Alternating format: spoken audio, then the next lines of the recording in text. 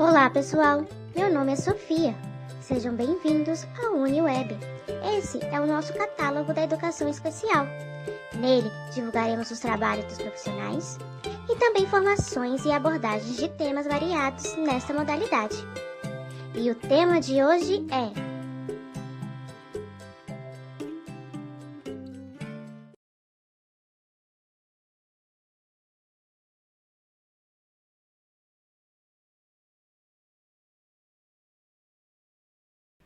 Boa tarde, eu sou professora Marilda, faço parte da Secretaria de Educação há 26 anos e desses 26 anos, 23 eu estou trabalhando ligado sempre ao ensino especial. Já trabalhei em diversas áreas dentro do ensino especial.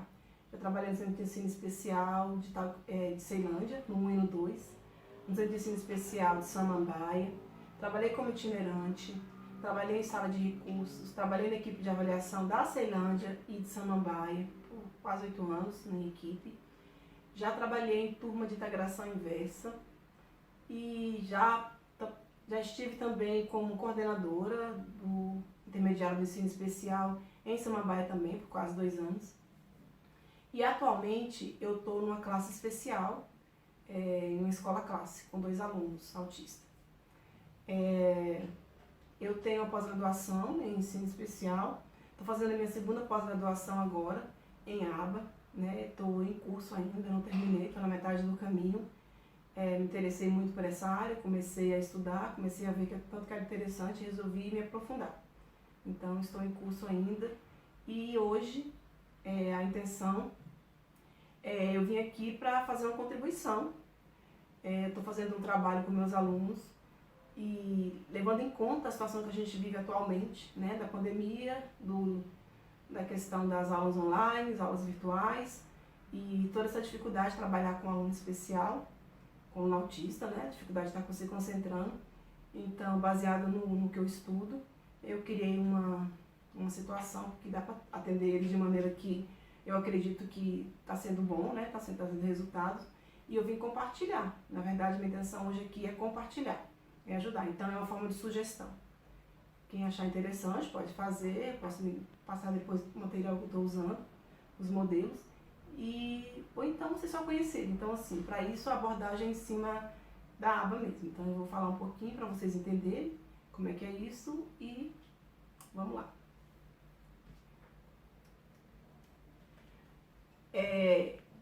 A abordagem, como eu falei, vai falar sobre a aba. Para isso, eu preciso fazer uma abordagem inicial. Quem já conhece, ótimo, né? Vai estar ouvindo falar mais uma vez. E quem não conhece vai estar entendendo um pouco mais. Eu vou falar algumas coisas importantes em relação à aba. A aba não é um método, isso é muito importante dizer, nem um modelo pronto. É um conjunto de aplicações de aspectos da teoria do comportamento. A aba refere-se ao termo inglês Applied Behavioral Analysis, que significa análise do comportamento aplicada. A análise do comportamento em si é uma ciência, isso é importante saber. As intervenções ABA foram e são realizadas no contexto de pesquisa e ciência. Inúmeros são os estudos que dão suporte a essa prática. Por isso, ela vem sendo utilizada especialmente em tratamento de pessoas com autismo. Esse tipo de intervenção é feita de maneira estruturada, focando nos comportamentos-alvo de intervenção, o que em sua maioria envolve comportamentos ligados à linguagem e comportamentos inadequados. Então, assim, dessa tela, o que eu quero deixar de recado que é importante a gente saber em relação à aba? Como já foi falado, não é um método, então, assim, não é uma caixinha pronta, não tem uma receita. Como é que faz esse aba? Me dá aí uma apostila para me entender. Você não vai conseguir fazer isso, né? Porque não é um método. Então, é uma ciência. Então, não é nada pronto. Então, assim, são várias técnicas, terapias que são utilizadas para tentar modificar o comportamento em situações que o aluno necessite, no caso, que a pessoa necessita. Reforçando também sobre essa tela do slide, que a aba ela não foi criada para autista. A aba existe há mais de 30 anos, que eu vou falar um pouquinho, até de onde veio. Mas de uns 15 anos para cá, mais ou menos, sei lá, mais ou menos isso, a aba começou a ser utilizada com os autistas. E o resultado foi excepcional.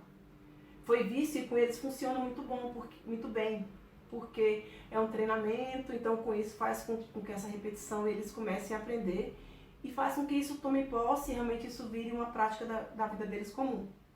Então, hoje em dia, cientificamente provado, a ABA é uma das terapias que realmente funciona com autista. Tem resultados concretos, né, de várias pesquisas. Se trabalha a ABA no mundo inteiro, mas nos Estados Unidos, que foi onde surgiu, lá é muito comum, todo professor tem a ABA e aplica nos seus alunos comuns, né? E os resultados são muito bons. Aqui no Brasil ele ainda é bem pouco divulgado, ele é muito divulgado, mas não são muitas pessoas que estudam, que se aprofundam, mas eu acho que vai ser um futuro bem próximo, porque realmente é o que funciona em relação aos autistas. Espero que cada vez aumente mais, né, a demanda. O que mais algumas coisas importantes sobre a ABA. Durante o tratamento com a ABA são trabalhadas diversas habilidades. Entre elas estão os comportamentos sociais, comunicação, contato visual, escrita, leitura e outras habilidades do cotidiano. Um outro ponto trabalhado nas terapias com a ABA são os comportamentos violentos, os quais não são restritos a pessoas com TEA. De um modo geral, a ABA não é utilizada apenas a pessoas com TEA. O conjunto de técnicas pode ser aplicado a qualquer pessoa, entretanto, os estudos sobre o assunto estão focados em sua aplicação aos indivíduos com autismo. Como eu falei, o ABA não foi criado para o autismo especificamente, mas o uso dele com pessoas com autismo, o resultado é fantástico. Hoje em dia, o grande número de estudos envolvendo a ABA, a grande maioria está envolvida com pessoas com autismo, exatamente por causa dos resultados que são bem eficazes. O que mais é importante saber em relação à ABA ainda? A intervenção ABA, de forma geral, se caracteriza por uma avaliação inicial, minuciosa, do comportamento da pessoa. E, consequentemente, a identificação dos comportamentos que estão em déficit. Como já disse, em geral, comportamentos relacionados à linguagem e à interação social. Ou comportamentos em excesso, estereotipias ou restritos que possam prejudicar a relação social. Elabora-se um plano interventivo no intuito de intervir diretamente os itens específicos que contribuam para o desenvolvimento mais adequado do indivíduo, no caso do nosso, seria os estudantes. Então, em relação a essa tela, assim, o que eu quero destacar? Que quando se fala em atendimento ao aluno, à pessoa, em relação à ABA, dois focos, a ABA, vamos dizer, ela foca bastante na questão da comunicação e na questão do comportamento, que na verdade é o que mais se destaca em relação ao autista, porque a partir do momento que a pessoa é autista, uma das coisas que interfere na questão da evolução dela é a questão da comunicação, seja ela de qual forma seja. Às vezes a pessoa, ela é verbal, né? Ela se comunica, ela fala, mas ela tem aquela dificuldade social, de estar no meio das pessoas, de estar se relacionando. Então, não deixa de ser um déficit de comunicação, porque ela não consegue se comunicar, não consegue estar ali naquele meio com outras pessoas. Ou então a pessoa, como muitos casos de autistas, elas não são verbais mesmo. Elas não conseguem se comunicar, não verbalizam, né? E essa dificuldade de comunicação faz com que ela tenha, às vezes, comportamento mais agressivo. Então, a ABA, ela tem esse foco, né, em relação à questão da questão da fala, né, da questão da comunicação. Ela trabalha bastante isso para tentar desenvolver o aluno, a pessoa, para que ela chegue num patamar, num nível que ela consiga manter uma boa relação com as pessoas próximas e que ela se sinta bem, se sinta mais segura e automaticamente ela tem um comportamento mais adequado. Tá. Então, assim, para falar sobre ABA, eu não posso deixar de citar de onde veio, né? É importante a gente saber disso. Então, assim, para falar de ABA, a primeira autor que eu cito é o Watson.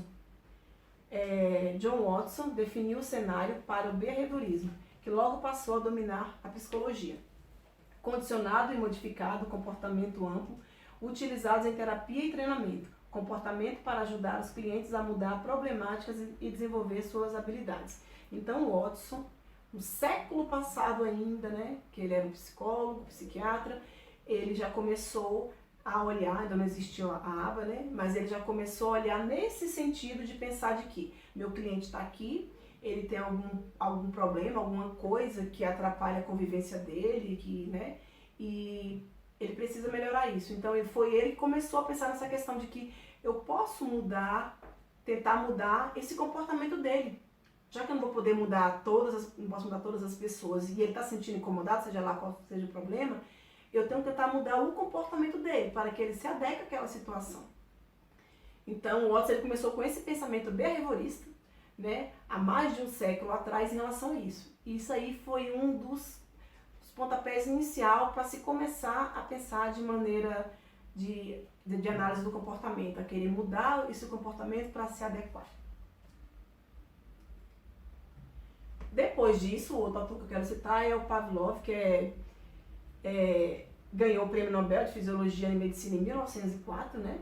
Tornando-se o primeiro prêmio Nobel da Rússia. Uma pesquisa de sucesso realizada com animais. Verificou-se que os princípios do condicionamento clássico de Pavlov operam em uma variedade de terapias comportamentais e ambientes experimentais e clínicos, com salas de aulas educacionais e até mesmo reduzindo fobias. Então, assim, fazendo um resumão do que está escrito aqui em relação a esse escritor, o que quer dizer? Que, baseado no que ele já tinha ouvido falar de Watson, de questão de mudar comportamento, ele começou, as primeiras pesquisas foi com ele. Ele começou a fazer essa pesquisa, na verdade, a princípio em animais, em ratos, né? E com os animais ele começou a fazer algumas tentativas de mudar o comportamento do animal, para aquela situação que ele queria mudar, no caso, né? Então ele começou com essa pesquisa realmente, porque do Watson era uma ideia de querer mudar o comportamento. Aí o Pavlov pegou essa ideia dele, vamos dizer assim, e transformou para vamos colocar isso em experiências práticas, né? Só que ele começou com animais. Então, a partir dos animais, ele começou a ver que ele conseguiu mudar o comportamento dos ratinhos, né, com algumas situações. E a partir daí, ele viu que era possível, né, usar isso também para pessoas. Mudar o comportamento a partir do que ia interferir ao seu redor, mudar esses comportamentos. Então, é toda uma caminhada para chegar onde a gente quer, né, estudo de muitos anos e pesquisa. E a terceiro grande autor que eu quero falar sobre isso é o Skinner, que é considerado, entre aspas, o pai, né, da água. Skinner, que de 1904, no caso, desenvolveu a análise do comportamento. A filosofia dessa ciência, que ele chamou de behaviorismo radical, e fundou uma escola de pesquisa experimental em psicologia, análise experimental do comportamento. A Academia Contemporânea considera Skinner um pioneiro no behaviorismo moderno, junto com o Watson e o Pavlov, que eu já citei. Uma pesquisa de junho de 2002 listou Skinner como um dos psicólogos mais influentes. Então, assim, quando a gente fala de behaviorismo, a gente já se reporta ao Skinner, principalmente, apesar que tem vários outros autores que tratam do assunto, mas ele fixou bastante, ele envolveu toda a tese, todo o estudo dele baseado nisso. E aí ele começou a aplicar essas pesquisas realmente em pessoas, né? Por quê? Porque pro Skinner, a questão como eu falei, da comunicação, isso era imprescindível. Ele falou assim, não tem como a pessoa não poder se comunicar, não poder manter essa relação de comunicação com o outro, né? Que é uma situação bem pontual em relação aos autistas, como eu falei. Existem os que não são verbais, realmente, que não falam, né, que não verbalizam, e existem os que falam, que verbalizam, até conversam, mas eles têm a dificuldade da questão social, né, de se manter ali no social. Então, essa falta de interação, isso prejudica no desenvolvimento da pessoa. Então, o Skinner, ele começou a pensar nessa questão. A pessoa precisa se comunicar bem, precisa saber pedir, saber entender, né, saber negar, saber aceitar, ela tem que fazer esse movimento. Então, o Skinner, ele se focou bastante na questão da comunicação. Inclusive, foi o Skinner, foi ele que criou a questão dos comportamentos verbais, né? Ele conseguiu identificar a pessoa, no caso o autista, em que fase que ele estaria. Então, assim, a fala do autista, né, a comunicação do autista, da pessoa, se divide em fases, né? Que o Skinner nomeou, que é ecoico, intraverbal, mando, tato, verbal. Então, assim, são fases da fala, né? E que o autista se encontra e que a gente, no caso, o analista do comportamento, vai entender que eu preciso descobrir que fase que ele está, fazer a intervenção correta para ele passar para a próxima fase, para ele, no final, conseguir verbalizar. Mas deixando claro, gente, quando eu falo de verbalizar, não quer dizer que a pessoa vai falar, né? Eu vou trabalhar, a pessoa vai falar. Pode acontecer a pessoa chegar no ponto dela chegar na questão verbal, de verbalizar, mas não com palavras, como eu estou falando, mas com outras maneiras, né? Que ele falou sobre isso, como por exemplo com o PECS, né? Que é uma maneira de comunicação, que a pessoa aprende a pedir, aprende a saber falar o que quer, né? Através de troca de fichas, que já ouviu falar de PECS. Então, ela tá falando, ela tá verbalizando? Sim, ela tá verbalizando. Ela tá conseguindo pedir, né? Se comunicar através de fichas. Então, é uma forma de verbalização? Também é uma forma de verbalização. O importante é a pessoa chegar no ponto que ela consiga fazer esse esquema, né? De se comunicar com o outro, com o próximo, de saber falar o que quer. Então, o esquema ele focou bastante nessa questão. Ele trabalhou bastante sobre isso. E isso fez com que tivesse grandes avanços e por isso foi considerado realmente um dos mais influentes, porque os estudos dele trouxe várias outras pesquisas e estudos que evoluíram bastante. E o quarto e último autor que não tem como deixar de relacionar a aba é o Lovász. O Ivar Lovász pesquisou, uma pesquisa do Lovász foi adaptada para produzir uma variedade de intervenções de análise comportamental aplicada para crianças autistas que se autodenominam método Lovász, ou intervenção intensiva, duas vezes intensiva, no comportamento. Ele é considerado um pioneiro da análise do comportamento aplicada devido ao seu desenvolvimento do treinamento em ensaio de tentativas discretas, que é o DDT. Olha só. Quando chegou no Lovász, a pesquisa que o Lovász fez com as crianças autistas foi, se eu não me engano, em 83, né? Não tem tanto tempo. O que ele fez? Ele pegou tudo que os outros autores tinham falado, o que Skinner tinha falado, feito até algumas pesquisas mesmo com pessoas, mas ele aplicou diretamente em crianças autistas e crianças autistas severas, né? Que não tinha essa verbalização oral. Então, ele pegou um grupo de crianças e começou a aplicar toda essa questão da análise, toda essa questão de treinamento com essas crianças e conseguiu resultados em relação a isso. Foi quando se começou a se olhar para a aba em relação à criança autista e ter esses resultados, ter esses frutos. Então, assim, ele foi o precursor desse trabalho com crianças autistas em relação à aba. E o resultado também foi muito bom. E de lá para cá, depois dele, eu não posso nem citar mais nenhum autor, porque todos que vieram depois foi nessa tentativa, né? Nessa questão de estar evoluindo em relação a isso. Então, até hoje, né, é muito estudado a aba em relação a tudo isso, para que se consiga resultados efetivos em relação aos autistas. E como eu falei, a aba hoje é considerada a ciência mais eficaz em relação a terapias com pessoas com autismo.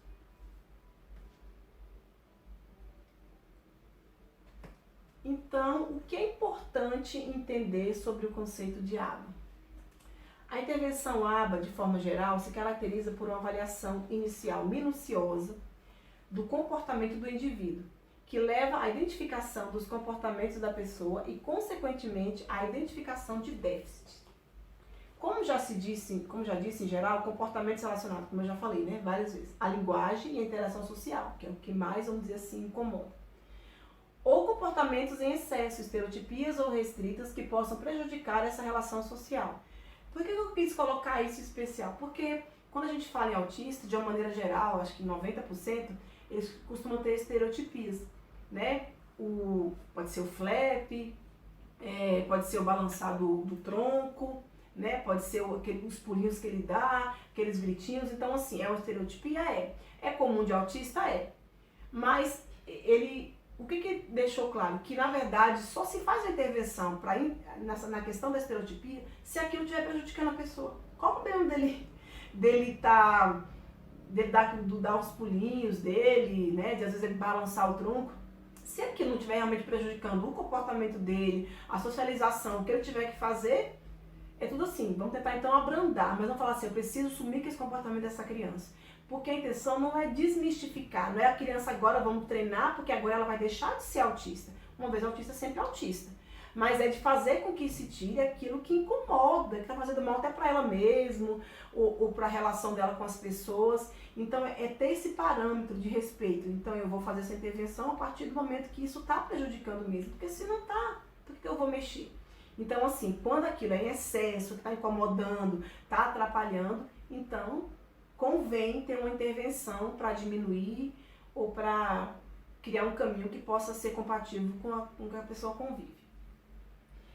E essa parte aqui que é importante, né? Só vou repetir. Elabora-se um plano interventivo no intuito de intervir diretamente em itens específicos que contribuam para o desenvolvimento mais adequado do indivíduo. Então, assim, gente, para se fazer um trabalho em relação à aba, a primeira coisa que tem que ser feito é uma avaliação, que é o que está exatamente na primeira parte, né, do nosso projeto, né, como já foi dito pela professora Loiane.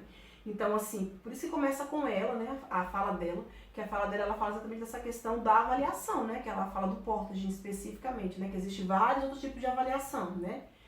Por exemplo, eu que estou fazendo a pós-graduação, existe o VibMap, que vê muito mais itens do que o Portage, existe o ABLES, né, que é outro tipo de avaliação, que é chamado até de protocolo ouro, porque ela é bem completa, né, é excelente, né, consegue ver muitos itens no autista para fazer intervenção, mas quando a gente trouxe a proposta, foi exatamente do que é acessível. A escala Portage, né, é um documento oficial, é um documento que é excelente, muito bom, consegue ver bastante itens, então a gente trouxe o que é oficial, o que é acessível, né, e o que é possível de fazer.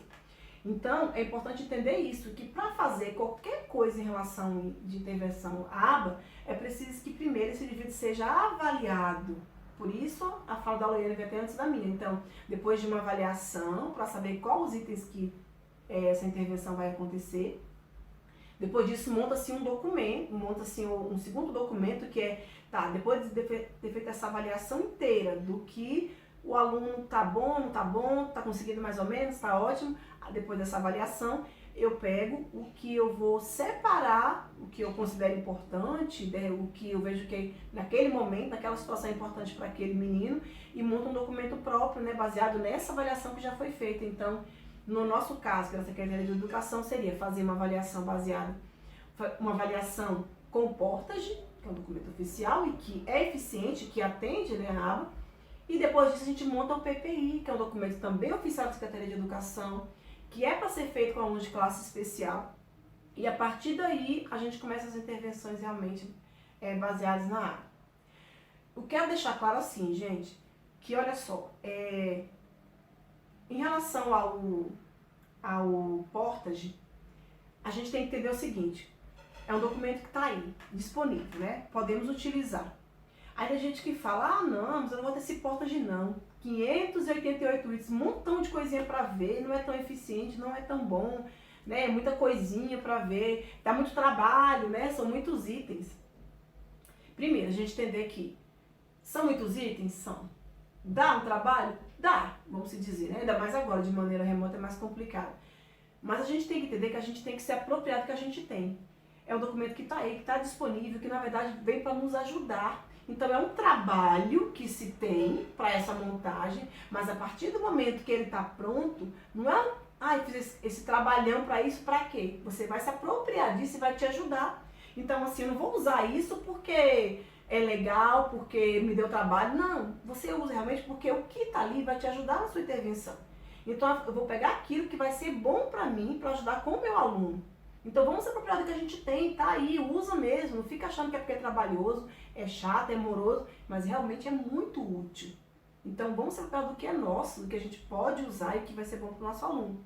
E o PPI, que é esse documento, né, também oficial, realmente você conseguir separar desse documento inteiro, que é o Portage, que é imenso, eu consegui colocar o que vai ser mais importante agora, no momento para trabalhar, você separar e a partir daquele fazer a intervenção, gente, é a gente ter na mão os nossos próprios artifícios, nosso próprio documento, para a partir dali você fazer uma intervenção realmente responsável com o seu aluno e eficiente. Então tá aí, vamos usar, vamos achar, é trabalhoso, não sei o que, não, gente, no final das contas é muito melhor, é muito mais seguro você ter da onde, né, você saber o que você está fazendo, para onde vai, conseguir medir isso, você consegue medir onde é que você vai, utilizando de maneira correta, né, coerente. Aí a gente pensa, quem pode aplicar, né, essa aba que parece assim, que se diz tão eficiente, e realmente é eficiente? O analista do comportamento é oficialmente reconhecido nos Estados Unidos, onde foi criado. Aqui no Brasil, estamos ainda em regulamentação dessa profissão, mas estamos em grande expansão. O Brasil hoje é o país que se encontra Em segundo lugar, nesse intuito de certificação oficial, levando em conta que os estudos sobre a aba acontecem em todo o planeta, de uma forma geral, para ser um analista do comportamento que possa avaliar, intervir, acompanhar e modificar comportamentos prontamente. Atualmente, é necessário a pós-graduação ou mestrado na área com os aprofundamentos necessários. Então, assim, eu estou estudando para ser uma futura analista do comportamento, eu estou em estudo. Então, eu, na verdade, ainda não posso fazer essa intervenção de aba realmente porque eu ainda não me formei, não terminei. Para ser uma analista do comportamento, como foi falado, eu preciso ter ou pós-graduação, ou mestrado, ou doutorado na área. Nos Estados Unidos, como eu falei, lá já é reconhecido, porque lá, como eu falei, todo professor, ele tem a aba e ele aplica em todos os alunos, gente, independente de ser autista. Então, o aluno tá pequenininho lá na escola, na educação infantil, aí viu que ele tem dificuldade de aprender as cores, o professor vai lá e aplica a aba na menina. E quando vê, ele tá conseguindo. Então, ele faz essa intervenção, né, antes da coisa complicar, né, é muito útil. E aqui no Brasil, muita gente conhece, ouviu falar, muita gente estuda, mas ainda não é reconhecida como profissão, mas ela está em plena expansão, né? Então, está se trabalhando para que seja reconhecido e estamos bem avançados em relação a isso e vai ser bem importante quando isso acontecer, né? Porque a partir do momento que mais pessoas começarem a fazer, vai se popularizando mais, que a ideia é essa, mais alunos vão ser contemplados, né, com essa terapia e automaticamente vai se barateando, porque hoje estudar para análise do comportamento é bem carinho, é complicado. Então, assim, a gente pensa, por que a Secretaria de Educação não faz curso relacionado a isso? Porque é tudo muito caro, gente. A minha pós-graduação é pela CBI de Miami, online, mas é bem puxado, eu recebo módulos a cada 15 dias, é muito conteúdo, é muito extenso, é muito livre para você conseguir estudar, entender o comportamento, para você depois conseguir fazer isso, aplicar e mudar o comportamento da pessoa, porque é isso que o analista faz, ele muda o comportamento da pessoa. Então, assim, não é uma coisa, não é uma mágica que você vai fazer, vou mudar. E como não tem uma receita pronta, você precisa estudar e entender a fase verbal dele, entender o comportamento dele, para a partir daí você mudar. Então, é todo um estudo bem complexo para conseguir chegar nisso.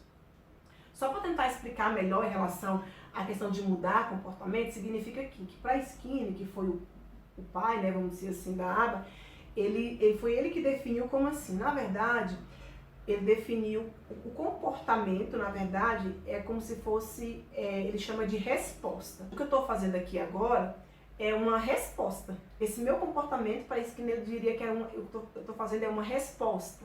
Por quê? Uma resposta de quê? De um antecedente, ou seja, eu fiz isso, esse programa e vi que era legal para meus alunos. E eu vou ter um reforço, que vai ser o quê?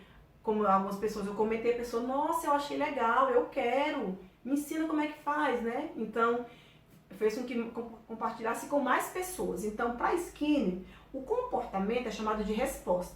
Ou seja, para ter aquela resposta, você teve um antecedente que causou isso e você tem um reforçador que está reforçando com que essa resposta aconteça. E é assim com o aluno. Por exemplo, por que um aluno bate a cabeça, uma pessoa autista bate a cabeça na parede? Com certeza tem algum antecedente, alguma coisa que causa ela fazer isso, e tem algum reforçador que está fazendo com que ela continue batendo a cabeça.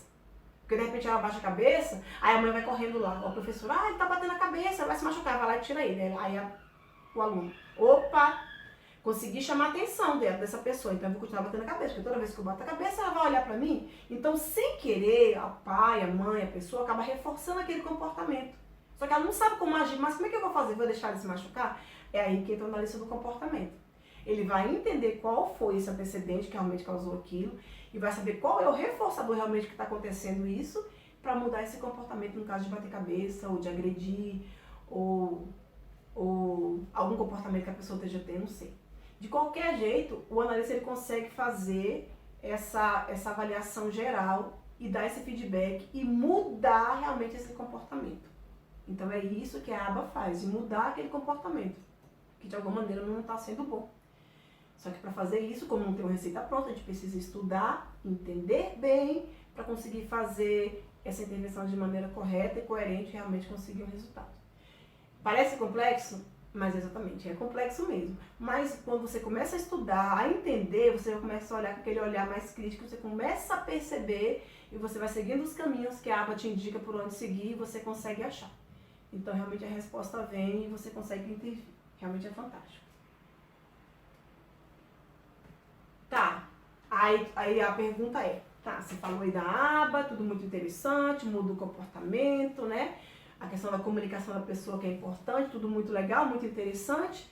Tá, mas você veio falar isso pra quê? Então quer dizer que eu preciso fazer uma pós-graduação, um mestrado, aprender sobre a aba, conseguir mudar com o meu aluno? Como? Bem, é isso que vem falar aqui. Podemos utilizar a aba sem ser o analista? Sim, a boa notícia é essa, nós podemos. De forma responsável, claro, não como analista, mas como facilitadores. Podemos utilizar estruturas baseadas na aba. Quem usa a aba? Terapeutas ocupacionais, fonoaudiólogos, professores, educadores físicos, pais responsáveis, podem se beneficiar de um treinamento aba e se tornar um aplicador da terapia. Podemos entender o conceito para intervir de forma eficiente. Então, a proposta que eu trouxe hoje é exatamente essa. Eu trouxe essa abordagem explicando o que é a aba, o que ela faz e mostrar que nós, né, que eu ainda não me formei como analista, todos nós podemos fazer um trabalho com nossos alunos baseados em aba e conseguir resultados eficazes com nossos alunos. Que foi exatamente o que eu fiz no ano passado, que eu estou no meu segundo ano já na classe especial. O ano passado inteiro eu trabalhei com meus alunos baseado na aba e o resultado foi muito bom. É por isso que estou aqui dividindo com vocês uma experiência concreta que eu vivi sem ser lido no livro, uma coisa prática e real. Tá bom, então vamos para a prática, né? É isso que a gente veio aqui para isso, para entender, tá? Estamos no tempo online, aulas remotas, o que eu posso fazer baseado nessa aba aí que é tão boa e que eu consiga resultados com meus alunos? O que exatamente podemos fazer? Eu coloquei, gente, um passo a passo, não são citações todas baseadas na aba, né, na terapia aba, de que nós podemos fazer hoje, né, com nossos alunos.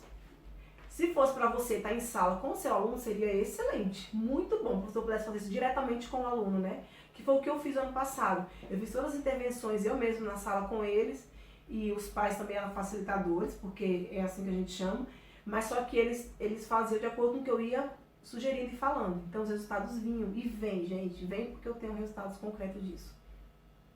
Mas nós podemos fazer isso, na verdade, quem vai ser o facilitador vai ser o pai, né, o responsável. Por isso que era importante, antes de começar, se alguém se interessar, ter esse bate-papo com os pais, explicar, eu vou fazer uma intervenção agora, mas eu preciso que você entenda, fazer da maneira correta, para que funcione. Então esse bate-papo com os pais é importante. Esse ano a gente vai dar uma continuidade. Então assim, pra mim particularmente está mais fácil, porque os pais já sabem o que é, que eu falei bastante o ano passado. Eles já conhecem, eles já viram como é que é. Então pra mim realmente acaba sendo mais fácil, porque tem uma continuidade. Mas isso não dificulta em nada para dizer assim, então eu não vou fazer porque eu nunca fiz presencial. Você consegue fazer dar esse retorno, você daqui de longe, né, e com o pai, você consegue fazer esse trabalho sim, desde que você vá acompanhando direitinho e vá orientando. De que maneira? Vocês entenderem. A primeira coisa, como eu falei, é uma avaliação. Não tem como você fazer baseado no que você vai intervir, no que você acha legal. A gente tem que entender que assim, o ensino especial, estou falando porque essa fala eu dirijo especialmente para as classes especiais, como eu falei, é a minha realidade, é o que eu vivo, né? Então, assim, o que eu vou mostrar que eu fiz em relação aos meus alunos de classe especial, que dá para aproveitar para alunos de turma integração inversa, de repente professor de sala de recursos, sim, pode até aproveitar uma coisa ou outra, dá sim para aproveitar. Mas é um pacote, vamos dizer assim, para a classe especial, vamos dizer assim, que é a minha realidade. A primeira coisa que eu preciso fazer é a avaliação, como eu já falei, que é a sugestão que a gente está dando aqui, né, que é oficial, é a escala Portage. Não tem como você fazer uma intervenção baseada em que você vai fazer, já que não tem um currículo específico para o ensino especial, né? A gente tem que basear no currículo que tem, no caso quem está com classe especial de educação infantil, da educação infantil, quem está em escola classe, né, dos meninos, né? Mas não tem um específico. Esse currículo aqui é o currículo separado, conteúdo da classe especial. Isso não existe. Então, se não existe, Como é que você vai fazer? Baseado em que? Hoje eu vou trabalhar, deixa eu ver, cores. Essa semana eu vou trabalhar o nome do aluno. É tudo muito solto, gente. É isso que fala em relação a você tem que amarrar, você precisa saber o que você está fazendo. Então, a primeira coisa que a gente sugere que tem que ser feita para funcionar é uma avaliação, para saber o que você vai intervir ou não. Depois, seria o planejamento definido, que no caso seria o PPI, né? Precisamos de um documento oficial, o PPI, para a gente saber o que vai ser feito ou não. Separar o que realmente vai ser as intervenções. Ensino de tentativas discretas, né? Na verdade é assim, em aba fala assim que para ensinar qualquer coisa para a pessoa, a gente precisa ir galgando, devagar, né? Então assim, eu fazia isso com meus alunos no ano passado, então eu ia ensinar, por exemplo, sobre movimento de pinça, né? De repente, cobrir o número 1. Eu nunca dei o número 1 lá para eles cobrirem, porque eu preciso ir aos poucos. Então, quando eu falo tentativas discretas, que é baseada em aba, é você ir aos poucos. Os meus alunos só vieram pegar em papel, em folha, no último bimestre. Durante os 3 bimestres não existia folha na minha sala. Meus pais não receberam a pasta portfólio, porque não tinha atividades em folha. Tudo que eu fazia com eles, eu filmava, tirava foto, depois de um documentozinho assinado pelos pais. E era baseado nisso que eles vinham para a reunião e saíam com as mãos abanando, sem nenhuma folhinha na mão, mas eles saíam felizes da vida porque eles viam os filhos dele tendo esse avanço, né? E tentativas discretas é você dar em parte, você vai começar com cores, você tem que começar com uma cor, na hora que você vê que, por exemplo, o amarelo, que você vê que aquela cor já está, de certa forma, né, na hora que ele vai saber, ele está meio mais seguro, que você vai mudar para outra forma, para depois para você começar a pintar, ele começar a pintar, para depois ele passar por lápis. Então assim, você vai devagar, aumentando a dificuldade, para depois ele fazer tudo, né? Depois ele, de repente, ele pintar uma gravura grande, uma forma geométrica. De repente uma pessoa vai lá e coloca, vou ensinar cores, ele coloca um triângulo e uma forma para o menino pintar já. São 2 dificuldades. Tentativas discretas é você fazer aos poucos, bem devagar, né? Então, você tem que ter esse cuidado, a aba orienta isso. Aprendizagem sem erro. A gente entender que é muito bom a gente aprender uma coisa e a gente perceber que a gente está conseguindo aquilo. Para um autista é muito difícil entender isso. Então, se ele está fazendo, você falar, não, tá errado, não, você pintou errado, não, não era isso. Gente, na minha sala não existe a palavra não, porque eu aprendi isso em aba. A gente aprender tem que ser uma alegria, tem que ser uma coisa boa. Então a gente passar isso para as mães, quando ele for fazer uma tarefinha, uma coisa pedagógica, você tem que falar, olha, muito bem, se ele faz errado, aí você vai lá, volta de alguma maneira e faz de novo. Mas nunca fala, não, tá errado, não é assim. Nunca. Aprender tem que ser uma coisa boa. Então a aba defende isso, que é aprendizagem sem erro, aprender com alegria, aprender ser bom, ser prazeroso, acertar é muito bom, errar é ruim. Então a gente tira o ruim e deixa o bom. Então a questão de acertar, de ser bom, de ser prazeroso. Modelagem e modelação, que significa o quê? Em aba fala sobre isso, é tudo muito amplo quando você for estudar, mas fazendo o resumo seria o quê? Que na verdade assim, o aluno vai fazer uma atividade, ele não dá conta ainda. Então primeiro eu preciso, a modelação significa que você vai fazer aquela ajuda. A primeira vez que ele vai fazer uma coisa na mesa é com tinta, de repente uma folha com a tinta que ele vai fazer. Então a mãe, no caso vai ser a mãe, ela vai pegar na mãozinha dele, vai pegar, botar a mão, segurando a mão dele lá na latinha de tinta, vai passar e falar, olha como você está fazendo, que bom, parabéns, está pintando direitinho. Na verdade é a mãe que está fazendo, não é a criança. Mas isso é uma modelagem, então assim, ela vai fazendo com a mão. Numa segunda vez que ela for fazer, ela vai de novo, numa terceira, numa quarta. Quando ela sentir um pouco de segurança, aí ela fala assim, agora você vai, coloca a mão dele na tinta e solta a mão dele na folha. Agora vai, mexe a mão. Se ele mexer um pouquinho, muito bem, aí ajuda mais um pouquinho. Aí outra vez você já não pega a mão dele, já fala, coloca a mão na tinta, vai falando. Então assim, aí você vai fazendo junto com a criança até ela conseguir essa segurança de fazer sozinho. Eu fazia isso muito com meus alunos na sala, ensinei muita coisa com eles, com essa modelagem, de fazer junto com eles. Quando meus alunos comiam com colher, né? Aprenderam a comer de garfo, então eu sentava junto com eles e fazia junto com eles, pegava na mão dele, depois sentei do lado, depois comecei a sentar atrás, depois a segurar, depois a colocar só o dedinho, até ele sentindo aquela segurança e fui falando isso para as mães, faz isso, faz aquilo, com as mães em casa. e chegar no final do ano comendo de garfo, sozinhos. Então, assim, foi um treinamento durante um ano inteiro, mas no final eles conseguiram. Então, a modelação é você fazer pela criança junto com ela, e mesmo assim você comemora como se ela tivesse feito sozinho. Sempre que bom você conseguiu, foi ótimo. Até ela ter essa segurança e conseguir. Gente, mas será que isso funciona? Funciona. Primeiro porque a aba cientificamente mostrou e prova que é possível, e eu estou falando de uma coisa prática, eu vivi isso com meus alunos no ano passado. Reforçadores são, entre aspas, vamos dizer assim, trocando em miúdos, um prêmio que a criança vai ter no final da tarefa. Eu trabalhava com reforçadores lá na minha sala no passado, eu tinha uma caixa de reforçadores. Para isso, para descobrir os reforçadores, reforçador é o quê? É o que você vai dar de prêmio, realmente é isso, no final, porque ele fez aquilo e fez legal e deu certo. Então, assim, a gente precisa descobrir quais são os reforçadores do menino para separar, para você usar na hora certa. Eu até tenho uma fichinha específica, deixa eu ver se eu acho aqui, que é essa daqui, ó, que eu fiz. Junto com a professora Fabiana, que é uma professora também que fez a pós-graduação comigo. Chama Levantamento de Reforçadores. Aí tem alimentos, brinquedos, brincadeiras, músicas e reforços sociais. Que na verdade você vai preencher isso junto com o pai, com a família. Você vai falar, gente, alimento, o que ele gosta de comer? Ah, ele gosta de chocolate. Aí você anota aqui, número 1, chocolate. Ah, ele gosta de biscoito, ele gosta de batatinha, vai anotando. De brinquedo, ah, ele gosta de um chocalho lá, sei lá, de um chaveirinho, aí vai anotando. Gosta do carrinho tal, de ferro, aí vai anotando. Brincadeira, ele gosta de quê? Ele gosta de correr. Ele gosta de brincadeira de dar tapa na mão, de bate-bate. Ele gosta de alguma música específica, ele gosta do celular, então assim, vai anotar todas as coisas que a criança gosta e vai anotar aqui, né? Eu usava com meus alunos, tá, gente? Aí no final da atividade, quando ele conseguiu, olha, muito bem, então você vai ganhar isso. É um prêmio por fazer? É exatamente isso, é um prêmio por fazer. A aba trabalha com reforçadores. E esses reforçadores fazem com que o menino, no final, entenda que foi bom ele ter feito aquilo e que ele ganhou aquilo. Aí até tem gente que fala assim, gente, mas como é que você vai trabalhar sempre assim, no final vai ter uma recompensa? Porque na verdade é assim, tudo que a gente faz, então a gente tem uma recompensa. Você trabalha porque você vai ter o seu salário no final do mês.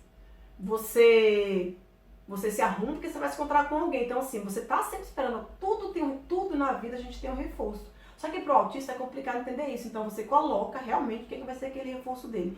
Só que você vai usar aquilo na hora que você precisa para conseguir aquilo que você quer tirar dele. E funciona. Então, inclusive eu tenho também, depois eu posso passar no material, foi até a professora que já preparou, que é essa postilha, 2 folhinhas só falando sobre reforço positivo e negativo, de que maneira que influencia, eu posso passar. Mas vocês podem pesquisar que na internet tem muita coisa sobre isso, eu posso passar alguns links bem legais para vocês estarem vendo sobre isso. Como é interessante e é importante entender isso. Agora, o que é importante a gente passar para os pais saberem em relação a isso?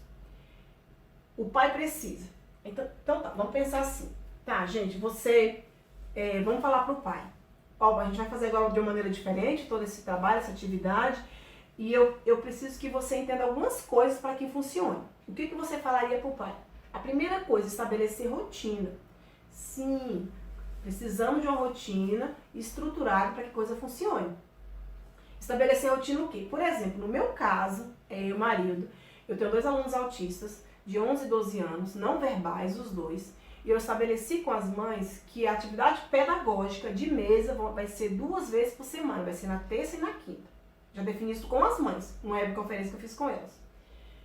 Então, eu já estabeleci essa rotina, primeira coisa. Segundo, atividade pré-selecionada. Então, assim, quando a mãe for fazer a atividade com o menino, que ela vai saber antes, porque eu vou passar antes, ela já vai estar lá do lado da caixinha, ou com material, vai ser com tinta, vai ser com blocos, vai ser de encaixar, tem que estar lá já. Não pode falar assim, vou fazer atividade, aí o menino senta lá, peraí que eu vou lá pegar. Não pode. Eu tenho que estar lá, já sentada com ele, quando a atividade tem que estar um ambiente preparado para isso.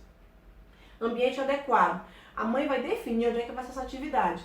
Vai ser na sala, vai ser na mesa da cozinha, vai ser no quarto na escrivaninha, vai ser numa mesinha que ela vai montar no quintal, não importa o local. Mas o importante é que defina que toda vez que ela vai fazer aquela atividade pedagógica, vai ser no mesmo lugar, na mesma mesa. Essa rotina pro autista faz muita diferença. Sabe aquele negócio de que a mãe tá lá assistindo televisão, tem uma tarefinha pra você fazer, aí senta lá, vamos fazer aqui mesmo. Não. Precisa de um ambiente adequado e um local adequado e pré-definido.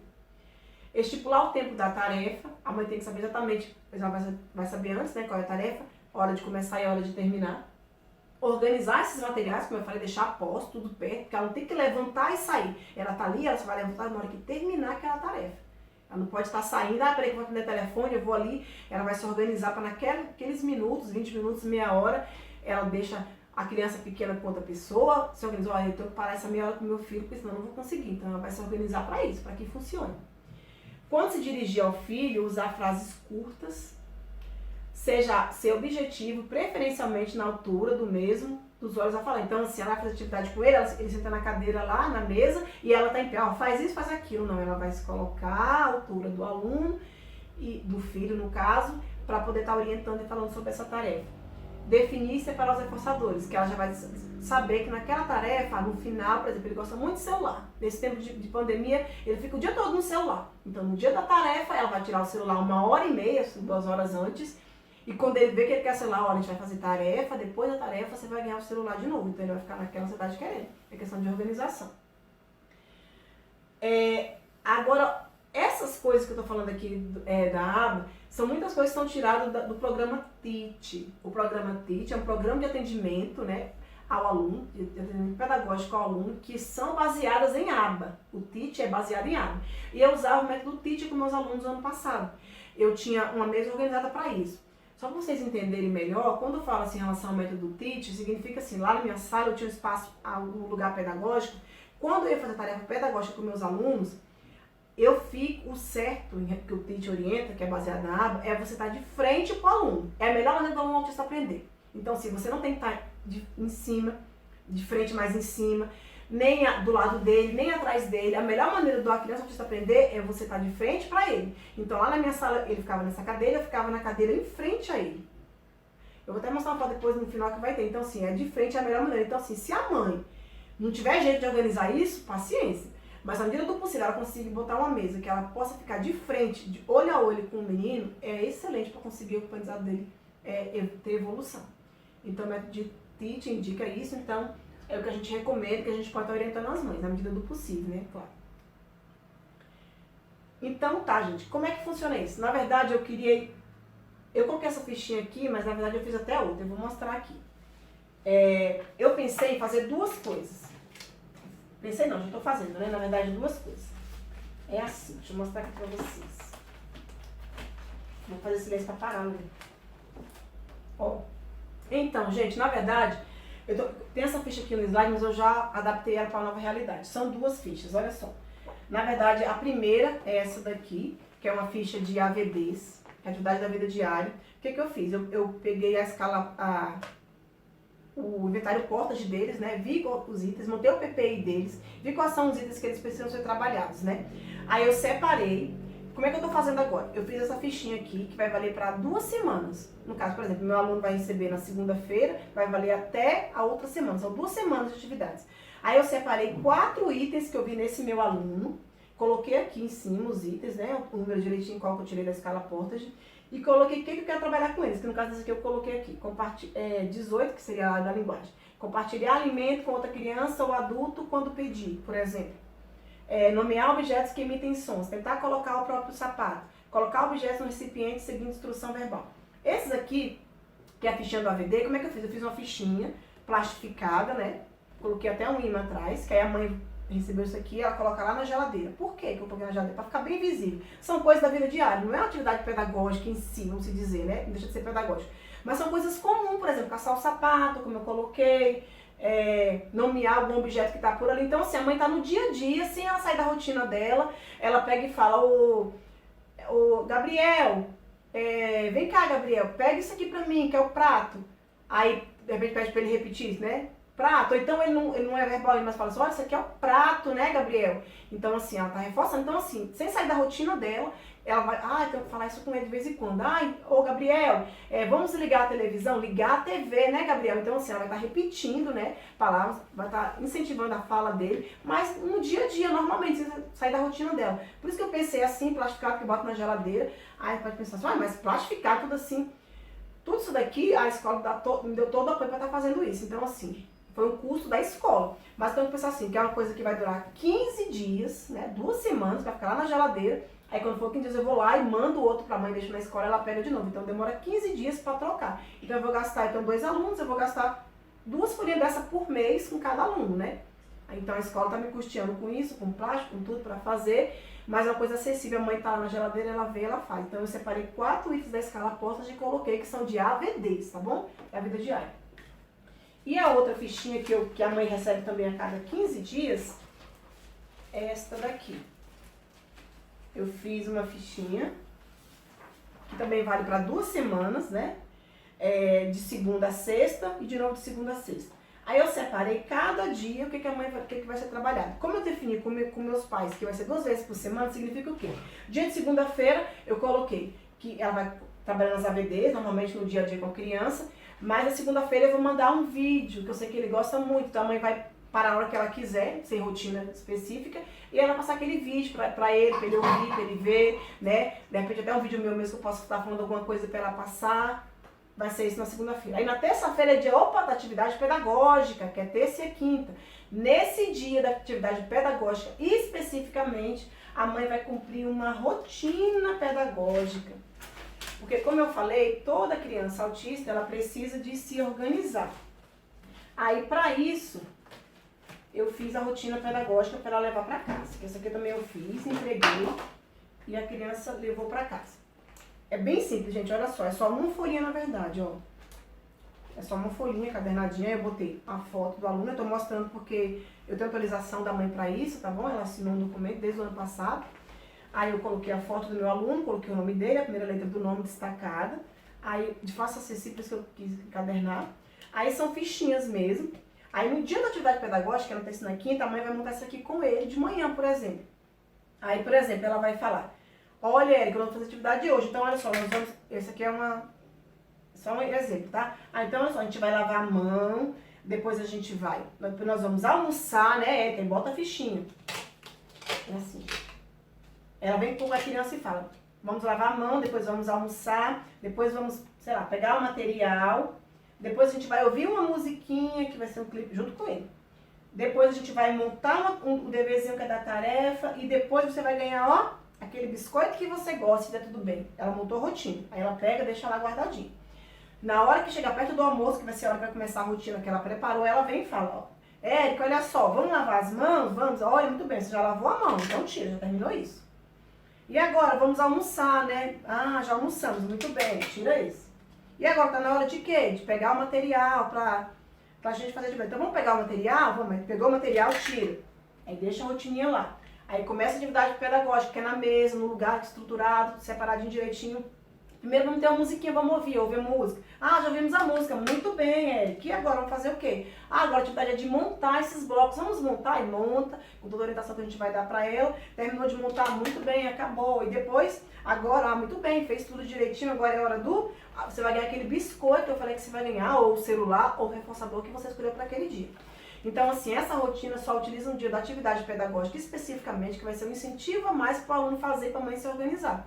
Então, é uma coisa simples, né, fácil de fazer, que ela pode usar para fazer no dia da atividade pedagógica. Então, a sugestão é essa em relação à atividade pedagógica. Aqui é um exemplo, aqui é meus alunos, né, lá na minha sala, na escola classe 501, lá de Samambaia. Meus alunos, no caso, o Eric e o Isaac, eles têm 11 e 12 anos. Eles começaram, como eu falei, eles comiam de colher, eles terminaram o ano eles comendo de garfo, eles meio que se serviam, eles buscavam o lanche deles, eles que arrumavam a mesa, tudo, eles que lavavam o prato deles no final, lá a gente ia pra cozinha, eles lavavam o prato, secava, guardava, tudo isso que é coisa que eles aprenderam e passaram a fazer, inclusive em casa, né? A mãe deles falava assim, que eles aprenderam realmente a fazer isso, querer lavar o prato, guardar. Então são coisas comuns que a gente tem que aprender a fazer. Eles estavam com 11, 12 anos, não faziam. Por quê? Só porque são autistas? Ah, não, então vamos fazer para ele, que ele não dá conta. Ele dá conta sim. Então é acreditar. Nesse daqui, nessa outra cena aqui, que é lá na minha sala, eu tô com o Eric, essas mesas que estão organizadas pelo programa Teach. Que é assim, na verdade, você coloca uma mesa assim, outra aqui, no caso da minha sala de aula, né? Aí aqui eu boto o que eu vou trabalhar com ele, que eu andei trabalhar com as bolinhas, e desse lado de cá o que, quando termina, eu passo pra cá. Nessa daqui, ele tá aqui, eu tô de frente pra ele. Como eu falei, o ideal é estar de frente, né, Paulo? Eu tô desse lado de frente pra ele quando eu tirei essa foto. E nesse aqui eu estava exatamente ensinando ele a brincar de carrinho. Porque ele tinha 12 anos, até então, coisa que ele fazia com o carrinho era de levantar as rodinhas e rodar, né? A estereotipia, né? Do movimento de círculo. Mas, de coisas circulares. E nesse dia eu estava ensinando ele a brincar de carrinho. Como eu ensinei ele a brincar de carrinho, que ele aprendeu a brincar de carrinho, passou a brincar. A mãe falou que tinha carrinho, ele nunca brincou. Ele começou a se interessar. Já tinha 12 anos, não é? Ah, mas 12 anos brincando de carrinho. A questão assim, a gente tem que entender que é a questão funcional. Já tem 12 anos, tem que agir como uma criança de 12 anos. Eu ensinei eles a comer de garfo. Mas o carrinho era uma coisa que ele tinha em casa, que ele ainda se interessava, de alguma maneira ele se interessava, só que ele não brincava da maneira correta. Por isso que eu peguei carrinho com ele. No caso, o Isaac já não tinha tanto interesse em carrinho, ele gostava de flauta. Só que eu pegava a flauta, ele ficava só fazendo assim, ó, rodando, porque ele achava bom o movimento de ficar circulando, né, no cilindro. E ele aprendeu a pegar a flauta, botar na boca e começar a tocar e brincar com a flauta. Foi o interesse deles. A gente tem que respeitar a idade dele, tem 12 anos, mas se ele tinha interesse, tudo bem. Mas a gente tem que incentivar ele a criar uma coisa de uma criança menor. É a questão de funcionar. O que é bom para ele, né? Tratar a pessoa com a idade como ela tá, né? E trabalhar para que ela se adapte à situação e ao local. Então eu ensinei isso, com o tempo ele aprendeu a fazer isso. A mãe ficou tão feliz porque ele aprendeu a brincar de carrinho, coisa que ele nunca tinha feito antes, né? Então, assim, faz parte, a maneira da organização foi para isso e abre em relação a isso, a coisas funcionais, né, que realmente fazem diferença. Agora trago aqui algumas sugestões, né, de livros em relação para fazer esse trabalho, que eu utilizo. Esse daqui, que é o primeiro, que é o passo a passo, né, que é este daqui, que é um tijolo, são 500 páginas, é enorme, que é da Margarida. Foi ela que traduziu a escala Portage, né, que era americano para português. E aqui tem, gente, na verdade, todas essas questões de AVDs, da escala Portage que a gente viu, que foi avaliado o aluno, de que maneira que eu vou trabalhar com o aluno, de que maneira que eu vou ensinar esse menino a fazer exatamente isso, a fechar o botão. Aqui dentro tem a resposta. A resposta assim, né? Tem os caminhos, como é que faz para isso. Então eu utilizo o passo a passo para montar esse esquema de que maneira eu vou intervir com o aluno. E o outro que eu uso bastante também, que faz isso, é esse aqui, que é o habilidades, né, básicas. E esse aqui também, que não está aqui agora, que também que é estratégias da análise do comportamento aplicado, que também é excelente, que tem assim esse passo a passo, de que maneira que eu posso fazer isso. Então assim, de que maneira fazer, intervir em cada situação. Então, tá bem pontuado, você consegue se achar lá dentro e colocar da maneira correta para você conseguir fazer no seu aluno, que no caso vai ser o pai, você vai ser o facilitador de longe que vai estar intervindo. Esses dois aqui eu coloquei aqui, mas eu não vou falar porque isso aqui já entra mais a questão de alfabetização, de autismo, eu posso estar falando isso depois, né? Eu coloquei aqui, mas não vem ao momento. Antes de chegar aqui no último, eu só quero falar uma coisa que eu nem tinha falado lá antes, mas que eu comecei a fazer com meus alunos para dar um bom resultado também. Quando eu mando para as mães essa fichinha aqui que vale para 2 semanas em relação ao que eles vão fazer, como é que eu vou ter um retorno em relação a isso? Eu pedi para as mães, eu entreguei para as mães algumas orientações em relação a como é que vai funcionar isso daqui, os AVDs, eu expliquei no vídeo, mas eu mandei orientações por escrito também, em relação ao pedagógico, como é que vai fazer com eles também direitinho. E de que maneira que eu pedi para elas fazerem esses pequenos vídeos, fazer foto deles fazendo as coisas que estão fazendo em casa e me mandando e enviando, para me arquivando, que eu já fazia isso ano passado com eles na sala. Eu tenho 1 milhão de fotos e vídeos deles, como aquela.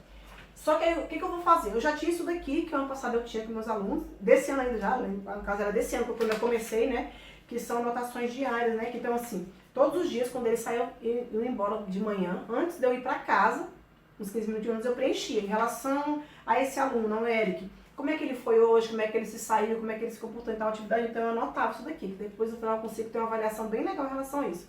O que vou pedir para fazer? Eu vou pedir para as mães, todos, principalmente no dia do pedagógico, atividade pedagógica, ela mandar um áudio para mim no WhatsApp. Como é que foi a atividade? Se ela não filmou, de repente, ela vai falar. Ele foi assim, assim, assado, se saiu bem, se saiu mal, não conseguiu, ele levantou, não quis fazer. O que ela falar, eu vou pegar e vou colocar a data e vou anotar. Atividade tal, dia tal, a mãe fez isso. Aí eu anoto aqui, para ter esse meu controle e conseguir fazer essa avaliação depois.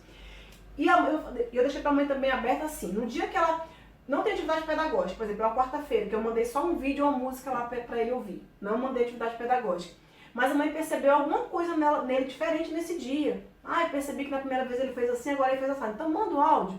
olha, hoje o Eric saiu assim, assim, assim na atividade. Aí ela mandou o áudio pra mim, que é uma coisa simples dela fazer, não vai parar nada assim, muito na vida dela. Aí eu vou, coloco a data e coloco, segundo a mãe, no dia tal, o aluno se comportou assim, assim, assim, assado.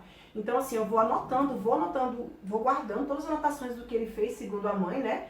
E mas até nos vídeos que ela for mandando, eu posso estar olhando e colocando, eu percebi tal situação lá no vídeo, aí eu vou anotando. Então assim, isso vale ouro no final, depois pra você conseguir fazer uma avaliação de como ele estava, de como é que ele tá. Então assim, é uma coisa que você pode fazer mesmo longe, mesmo remotamente, baseado nos vídeos e no áudio da mãe. Você vai anotar baseado na mãe, ou então você vai colocar embaixo. Observei no vídeo tal que ela fez isso, aquilo, outro. Aí você coloca também. Então assim, vai ser mais um instrumento para te ajudar depois a você conseguir perceber como é que tá o caminhamento desse aluno, né? Como é que tá a evolução dele. Só mais uma última coisa antes de encerrar. Isso daqui foi o ano passado dos meus alunos, aqui foi exatamente do Eric, daquele, né? Que depois que eu montei a escala Portage no começo do ano deles, né? Que eu contei todos os pontos, aí eu montei um gráfico em relação às áreas que são trabalhadas na escala Portage, que é social, compreensão, emissão, são 6, né? Aí esse de vermelho aqui foi do começo do ano, em abril. Aí eu coloquei que idade mental que ele estava, em todas. E depois, no final do ano, eu repeti a escala Portage de novo. E fiz de novo, reavaliei os alunos. E aqui de azul foi como é que eles estavam no final do ano. Então a gente percebe a evolução que eles teve. Só para vocês terem uma ideia, no começo do ano, o Eric estava com a idade, mentalmente falando, de 1 ano e 11 meses. E em novembro do mesmo ano ele estava com 2 anos e 9 meses. Então foi uma evolução incrível que teve em 1 ano, porque foi feita essa intervenção pontual, incisiva, em cima, bem acompanhado. Então a evolução de praticamente 1 ano é muita coisa para ter acontecido dentro de 1 ano, prazo de 1 ano mesmo, em escola, né? Então, assim, isso é a prova de que realmente funciona, de que dá certo, se for de maneira estruturada, é possível. Então, só para encerrar a fala, uma frase do Skinner: não considere nenhuma prática como imutável, mude e esteja pronto a mudar novamente. Não aceite verdade eterna, experimente. Então, assim, uma frase do Skinner que já teria hoje, se tivesse vivo 100 e tantos anos, mais atual do que nunca, né? Diante dos nossos tempos remotos, a gente pensa, gente, mas como é que a gente vai fazer isso com um aluno especial? É difícil? É. Não é fácil? Não é. A gente depende do pai? Depende. Mas não é impossível. O que a gente tem que entender é que nós somos profissionais, nós estamos aqui, precisamos fazer o nosso trabalho, né? Fazer jus ao nosso trabalho. E se a gente pode fazer da melhor maneira, vamos fazer da melhor maneira. Vamos se reinventar, recriar, mas fazer da melhor maneira possível para que isso realmente aconteça. Então, o recado é esse. É tudo muito extenso, né? Mas essas fichas, né? Esses modelos, quem quiser eu posso deixar o link depois embaixo de tudo, né? Quem quiser tá reproduzindo ou adaptando, nada que é patenteado, é meu, ninguém pode mexer, é tranquilo, pode estar mexendo, né? É uma sugestão que eu estou oferecendo para vocês em relação a isso e que vocês aproveitem da melhor maneira possível. Só uma coisa que eu esqueci que é importante, eu passei batido, é importante falar. As fichinhas que vão também, que eu vou até mandar o PDF disso aqui também, quem quiser, são de gravuras de crianças, né? Na hora de montar a rotina. O ideal é que seja com foto da criança fazendo. Como agora eu não consegui montar, porque lá na minha sala eu tinha foto dos meus alunos, tudo, mas para esse pequenininho eu não tinha. Aí eu mandei com uma fotinha de crianças. Funciona também, o ideal seja foto. Mas o que a gente tem que entender que não é bom fazer é com desenhos, tá, gente? Desenho de um menininho brincando, um desenhozinho, que seja gravura de pessoas, para ele se identificar como gente, como pessoa. Isso é importante frisar. Então tá, o recado é esse, né? Eu e o professor Leandro, a gente vem nesse intuito de ajudar, de somar junto com vocês. Espero que possa realmente ajudar a todos. Essa foi a nossa intenção. Obrigada e boa tarde.